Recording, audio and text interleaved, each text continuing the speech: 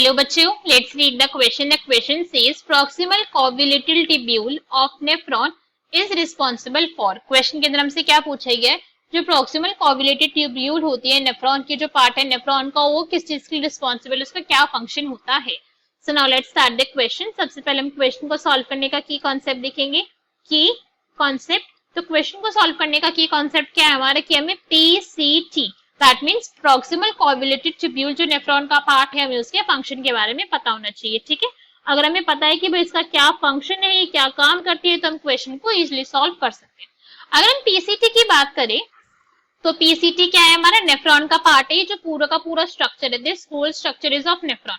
इन nephron के अंदर से ये हमारा फर्स्ट है हमारे क्या, ग्लोमेरुलस अपैरेटस. सेकंड होता है यहाँ पे प्रॉक्सिमल कोवैल्यूटेड ट्यूब्यूल. ये वाला जो रीजन है यहाँ पे हमारा, this is proximal convoluted tubule. उसके बाद यहाँ पर क्या आता है, descending loop of Henle. Descending loop of Henle, फिर असेंडिंग लूप ऑफ हेनले आता है, फिर डिस्टल ट्यूब्यूल होता है, या फिर हम इसको डिस्टल कोवैल्यूटेड ट्यूब्यूल भी बोलते हैं. And last is collecting duct. तो जो हमारा पीसीटी है that means proximal convoluted tubule, हमसे उसके फंक्शन के बारे में पूछा गया है कि भाई इसका क्या क्या फंक्शन होते हैं. तो अगर हम इसके फंक्शन को इनलिस्ट करें तो इसका फंक्शन क्या है, इसके दो तरीके के फंक्शन है. एक होता है इसका रिजॉर्प्शन का फंक्शन, क्या करवाता है, ये रिजॉर्प्स करवाता है. और एक इसका मेंटेनेंस का फंक्शन. तो देखते हैं रिजॉर्प्शन ये किस चीज का करवा रहा है, ये रिजॉर्प्शन करवाती है आयंस का. ठीक है, जितने भी हमारे आयंस होते हैं उन सबका यहाँ पे रीअब्जॉर्प्शन होता है. साथ साथ में 70 to 80% ऑफ वाटर का भी यहाँ पे क्या होता है, रिजॉर्प्शन होता है. जो हमारे ग्लोमेरुलर फिल्ट्रेट के थ्रू जो हमारे क्या हुआ है, ब्लड जो फिल्टर हुआ है उसके अंदर से 70 to 80% वाटर को रीअब्सॉर्ब कहाँ किया जाता है, PCT that means proximal convoluted tubule के अंदर करा जाता है. इसके साथ साथ यहाँ पे क्या होता है, सिलेक्टिव रीअब्सॉर्प्शन भी होता है. क्या होता है यहाँ पे, सिलेक्टिव रीअब्सॉर्प्शन. सिलेक्टिव रीअब्सॉर्प्शन होता है यहाँ पे किस किस चीज का, ग्लूकोज का होता है यहाँ पे सिलेक्टिव रीअब्सॉर्प्शन. ठीक है, C6H12O6 ग्लूकोज ही होता है हमारा.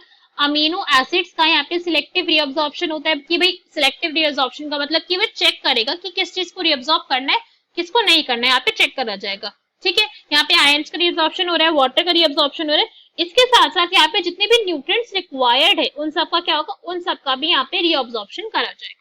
सिर्फ रीअब्सॉर्प्शन ही नहीं करता, ये कुछ रिमूवल का भी काम है. इसका क्या है, रिमूवल का भी फंक्शन है. बट रिमूवल किसका होता है, टॉक्सिन्स का. जो भी हमारी बॉडी के अंदर हार्मफुल सब्सटेंस है, जो हमारी बॉडी को हार्म कॉज करेंगे, उनका रिमूवल भी करवा देता है पीसीटी. इसके साथ साथ एक और इम्पोर्टेंट फंक्शन जो ये प्ले करता है दैट इज ये जो हमारा फिल्ट्रेट होता है, या फिर आप बोल सकते हो जो ग्लोमेरुलस फिल्ट्रेट है, प्रॉपर वर्ड इसका क्या है, दैट इज GFR. ग्लोमेरुलस जो फिल्ट्रेट होता है हमारा फिल्ट्रेट, उसको एडजस्ट भी करता है ये. ठीक है, क्या कर रहा है, उसको एडजस्ट कर रहा है. उसको एडजस्ट करने से मतलब कि एक्चुअली उसके पीएच को एडजस्ट कर रहा है, कि उसके पीएच को मेंटेन करने के अंदर भी रोल होता है पीसीटी का. अब हमारे ऑप्शन रीड करेंगे, चेक करेंगे कौन सा यहाँ पे हमारा करेक्ट आंसर है.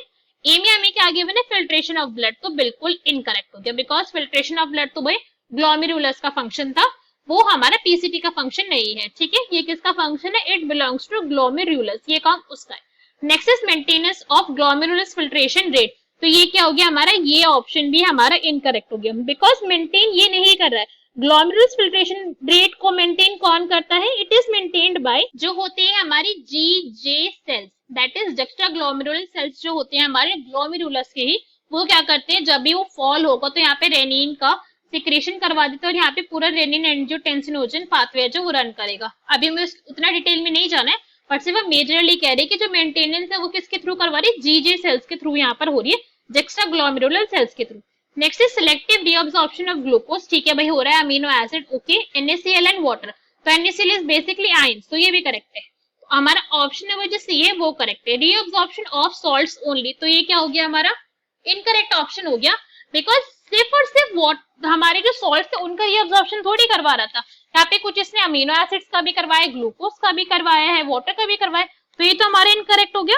सिर्फ और सिर्फ जो हमारे सॉल्ट्स होती है उनका रीअब्सॉर्प्शन कहाँ पर होता है, उनका होता है असेंडिंग लूप ऑफ हेनले में. ठीक है, जो असेंडिंग लूप ऑफ हेनले होता है वहां पे सिर्फ और सिर्फ क्या होता है, सॉल्ट का ही रीअब्सॉर्प्शन होता है, वहां पे और कुछ रीअब्सॉर्ब नहीं होगा. तो उसके लिए करेक्ट आंसर क्या हो जाएगा हमारा, that will be ascending loop. So ये क्या हो गया हमारा, हमें पता चल गया कि भाई करेक्ट आंसर क्या है हमारा, that is C. So C is our correct answer. Hope you understood it well. Best of luck. Thank you.